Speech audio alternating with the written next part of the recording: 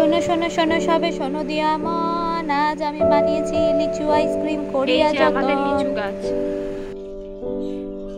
দেখুন সূর্য অস্ত যাচ্ছে, কত লিচু হয়েছে, কিন্তু বেশিরভাগই ঝরে ঝরে পড়ে যাচ্ছে। এগুলো ফ্রিজারে 5 ঘন্টা মতন রেখে দিলেই জমে যাবে সুন্দর করে। কি কেমন হয়েছে লিচি আইসক্রিমটা? ফাটাফাটি হয়েছে? কি তোজো কেমন লাগছে? একটা মিক্সার জারে পরিমাণ মতন চিনি নিয়ে নিয়েছি, ভালো করে এটাকে পিষে নেব। এখন লিচুর বীজগুলোকে ভালোভাবে ছাড়িয়ে নিয়ে একটা মিক্সার জারে ভালো করে নিয়ে নিয়েছি, এগুলোকেও ব্লেন্ড করে নেব। এখন একটা আলাদা বাটিতে কিছুটা পাল্প নিয়ে ভালো করে ছেঁকে নিচ্ছি। আমি আইসক্রিমটা যেহেতু দুভাগেই বানাচ্ছি, উইথ সুগার আর উইদাউট সুগার, তাই জন্য এই প্রসেসটা করা। অল্প একটু পাল্প আলাদা একটা বাটিতে নিয়ে ভালো করে ছেঁকে নিচ্ছি। এখন পিউরিটা ভালোভাবে ছেঁকে নেওয়ার পরে পরিমাণ মতো মিষ্টির বদলে সুগার ফ্রি দিয়ে নিচ্ছি, চিনি ছাড়াটার জন্য। পরিমাণ মতো সুগার ফ্রি দিয়ে নিচ্ছি এর মধ্যে। 1 চিমটে বিট নুন দিয়ে নিচ্ছি এর মধ্যে। এখন এটা মোল্ডে ঢেলে নিচ্ছি। আমি আর এটাকে জল দিয়ে ডাইলুট করিনি, দিয়ে নিচ্ছি এটাকে।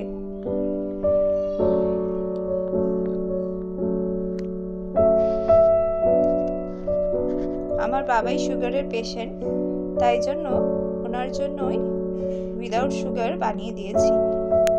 আমি এই আইসক্রিমটাতে কোনো ক্রিম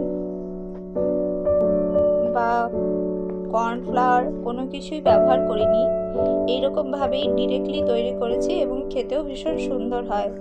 গতকাল মেয়ে খুব বায়না করছিল বলে ওর জন্য 2 বার বানিয়ে দিয়েছি, তাই ভাবলাম আজকে আপনাদের সাথেও এই রেসিপিটাও শেয়ার করি। এখন গুঁড়ো চিনিটার মধ্যে সমস্ত লিচুর পাল্পটাকে ভালোভাবে ছেঁকে নিচ্ছি। এখন পাল্পটাকে খুব ভালোভাবে এর মধ্যে ছেঁকে নিয়েছি। এখন এই পিউরিটার মধ্যে খুব অল্প পরিমাণে জল দিয়ে নিচ্ছি। এর মধ্যে অল্প একটু বিট নুন দিয়ে নিচ্ছি।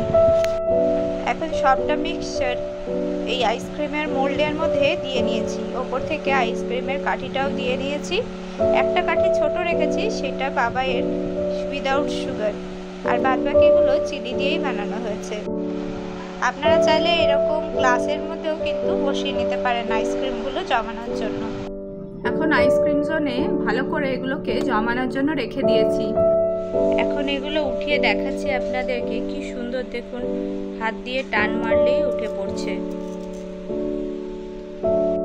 এই ছোটটা চিনতে পারছেন, সুগার ফ্রিটা। এখন এই আইসক্রিমগুলো একেবারে রেডি হয়ে গিয়েছে, সবগুলো পরিবার পরিজনদের মধ্যে দিয়ে দিচ্ছি।